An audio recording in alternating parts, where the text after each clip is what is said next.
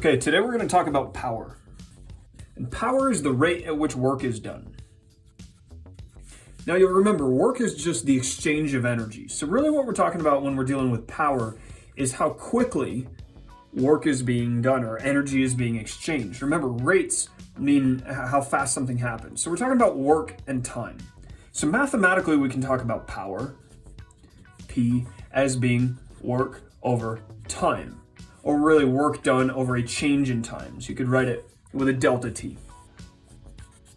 So what I want to do is look at a situation that we've seen before. I just want to go a little bit further with it in order to understand power rather than just work.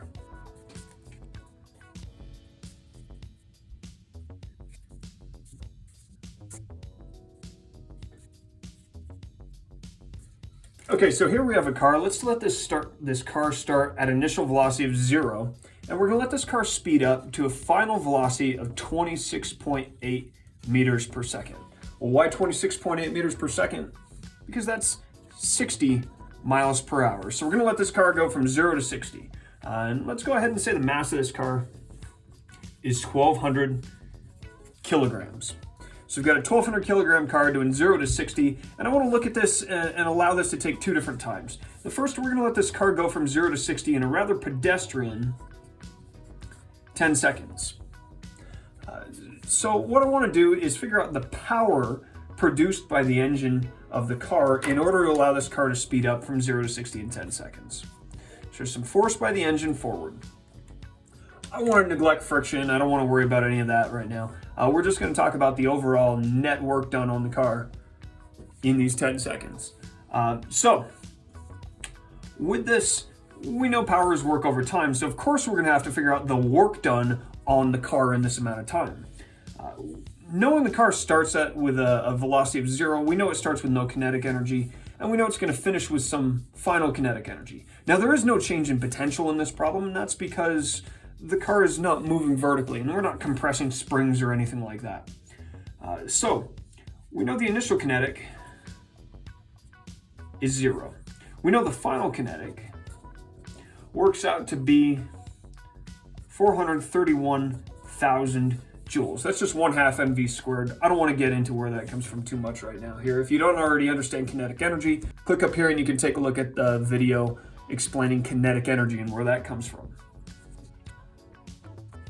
Knowing the total change in kinetic energy, we therefore know the work.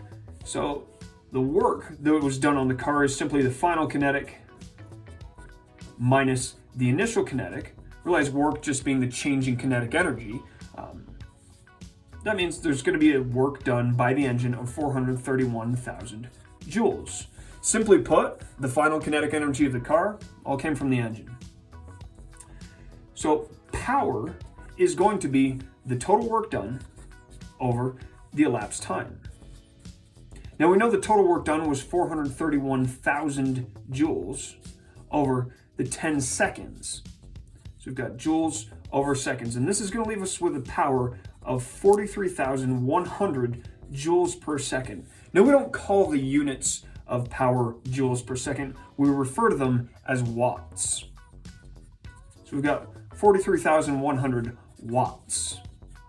This is watts like a light bulb. If you have a 10 watt light bulb, that's turning 10 joules of electrical energy into light energy every second. We'll get to that more later. We'll get to light bulbs more later though.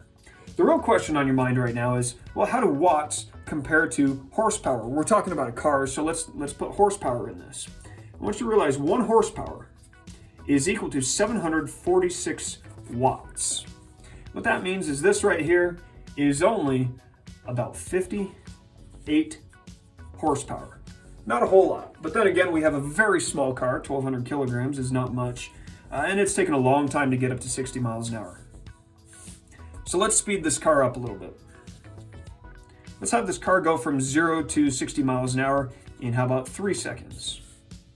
I want you to realize the car is still going from 0 to 60. So that means the total work done by the engine is still going to be 431,000 joules. The big difference here is how long this is going to take. The change in kinetic energy is still 431,000 joules. Therefore, the total work done by the engine, still 431. So our power this time around is still going to be 431,000 over, this time, 3 seconds.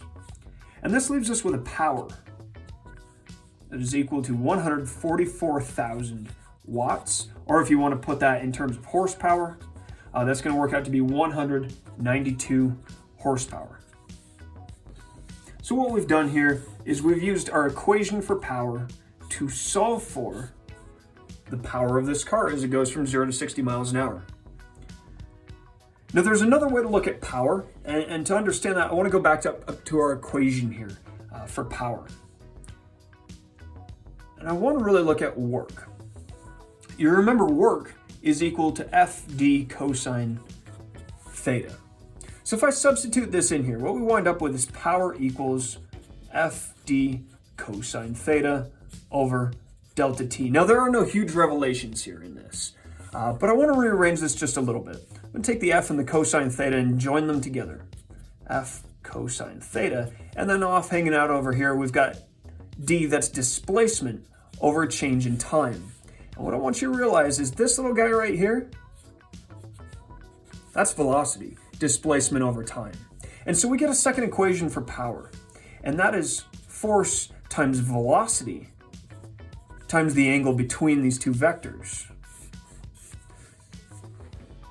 And this is another way to look at power. Rather than looking at it as work over time, we can look at it effectively as force times velocity. Here we'll take the sun.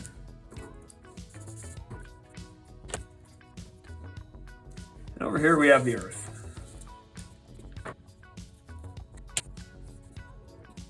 Okay.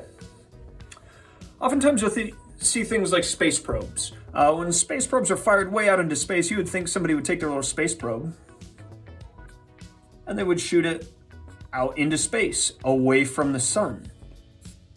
That's not actually what happens. What they do is they fire that space probe toward the sun, near the sun, and then shoot it off into space like this. And so the question comes up, why would they do that? The answer is, because if you allow something to effectively get closer and closer to the sun, it is effectively falling inward toward the sun. So if maybe there was only enough rocket power to get the space probe going a certain velocity when it's close to the Earth, by the time it's near the sun, it's moving very, very quickly. And so if you've got a space probe that's very, very close to the sun, and it's moving very, very quickly, if you can put a force on that space probe, even if it's not a very big force, because you have a force on an object that's moving very, very quickly, you can get a lot of power out of it, or a lot of power out of that engine. And go back to, what does power mean? Power is looking at a transfer of energy. So you can literally put more energy into a space probe by running the engines or the rockets when it's moving quickly compared to when it's moving more slowly. And so this is literally what is done to fire space probes out into space. This is called the gravitational assist maneuver. So what we've seen here is there's two different ways to look at power. We can look at it either as work over time or as force times velocity. And you'll see we have a very common example of power here, and then a slightly less obvious example of the application of power in this situation. Realize these are both just different ways of looking at power and utilizing work and putting our understanding of work and energy to, wait for it, work. It's quite a powerful thing to understand. So on that punny note, that's all for now.